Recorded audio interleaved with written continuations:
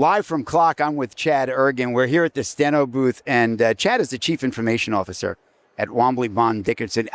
You have had an amazing career. You've worked for 3 of the largest law firms in the world. Let's see if I can remember them. I know it was Shearman and Sterling. I know it was White and Case and Gibson Dunn. Gibson Dunn, indeed, yeah. So you've seen the biggest players in the space, and now you're with Womble. Yes. And I want to jump right into this and go, the difference between today and yesterday and how technology is leveling the playing field, or is that not true? It is leveling, indeed. I think when you look at the top AM Law 2025 versus the rest of the AM Law 100 ranking, it is definitely shifting the playing field to our advantage because I have the means, the budget, resources needed to compete against larger entities, Kirklands of the world, and we're here. We're loud, we're here, and we're not going anywhere. So. Where are we right now when you look at the horizon of where we've been, right, which was the frontier? Yeah. Although I'd say everything looked like it was kind of settled there for a little while, like 5 years ago before ChatGPT and OpenAI and Claude, it looked like the world was flat, right? Things had been figured out to some extent. And then all of a sudden we've got this big bang. Where are we now in the space since in the last 12 months? Are we still at the frontier, or have we moved past the frontier? We are still, I think, struggling. It's overall as the legal technology industry, right? I have this expression that legal technology is like tool that you use in the trunk. So if you have a flat tire, something gets broken, very reactive. You open the trunk, you reach out, take the IT out of it and say, IT, I need help. So now we're shifting from the trunk to passenger side, right? To lead the technology, lead the business management. And some even argue that with AI, IT technology is now getting into driver's seat.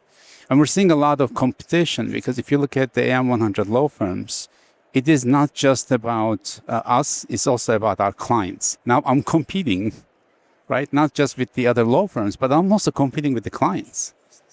I was just at a conference the other day, and a small summit, small symposium, where a general counsel was saying exactly that the corporate counsel, right, your major corporate counsel is now competing with outside counsel for resources, although maybe that was always kind of true, but now competing to bring things in-house in a way that they never were before. Yeah. I mean, think about what's the in-house handicap, right? There are 3 things that they expect.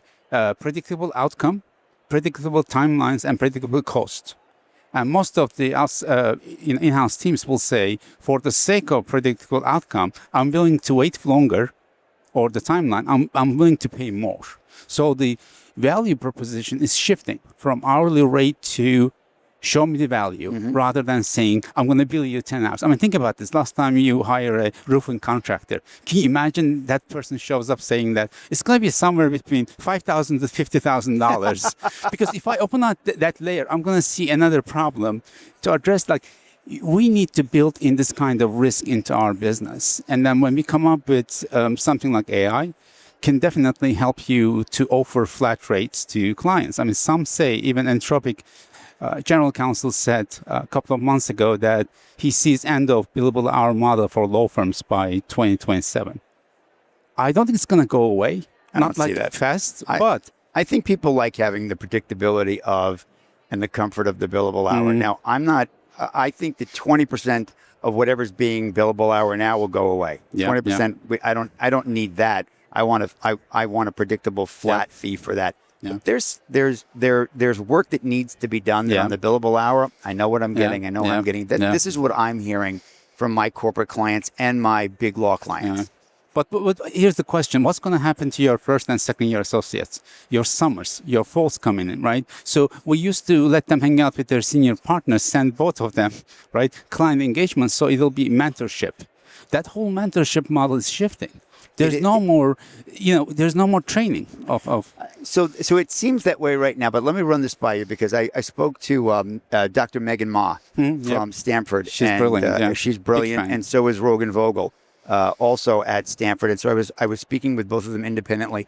They've got a simulation program that they do at Stanford. Yes. I suspect that it's being done elsewhere, but I'll Yep. reference Stanford since I spoke to Dr. Ma about it. And here's how it goes. You take a first year law student, second year, third year, whatever it may be, and you run them through a simulation of a case. You're like, well, that's kind of interesting, right? Yep. But it's a simulation that's through AI. And so you can dial up the aggression and dial up the variables and have that student try that case or manage the strategy of that case 10 different times, Wow. 15 times, Yep. 20 times. Yep. And so all of a sudden, these students are coming out with all kinds of different experience than they ever have before. Yep. Now, you compare and contrast that to the partner that was supposed to be mentoring them. Yeah. How good was that That's- mentorship actually? Exactly. Because don't forget, they're also rainmakers most in time, but they're also least available, right? So now by introducing some kind of simulation model, I mean, they do it with pilots, they do it with surgeons, right? So they go into simulation Yes, phase, yes. and I think law firms are our next candidate in that. We're going to see more and more associates being trained, Better being trained. AI, and then don't forget, AI doesn't judge you.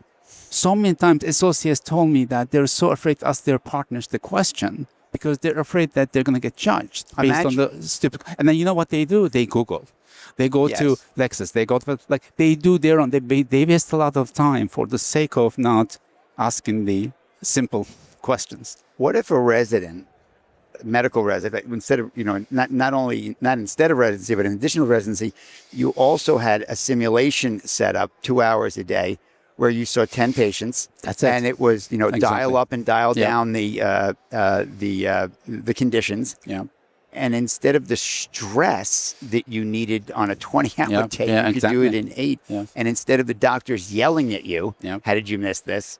You were actually analyzed and coached up. Imagine if there was a coaching up process. Just like that. I would have loved that as a salesperson instead of making 100 calls a day, 500 Yeah. calls a week, and getting the phone. So I'm like, why did I have to Yeah. go through that and figure it all out myself? So right now, what we're doing right now is that we're building skills for different type of specialty, right? Ranging from a paralegal, a litigation paralegal, to a corporate associate, second year, third year, versus a patent agent or a expert witness. So next case coming in, I can put that associate through a simulation program that says, here's the incoming case.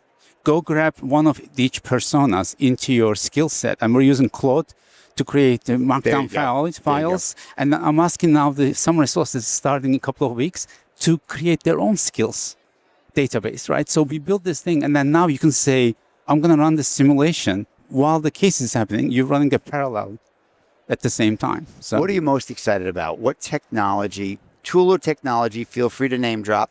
yeah. What are you most excited about in the next 6 months?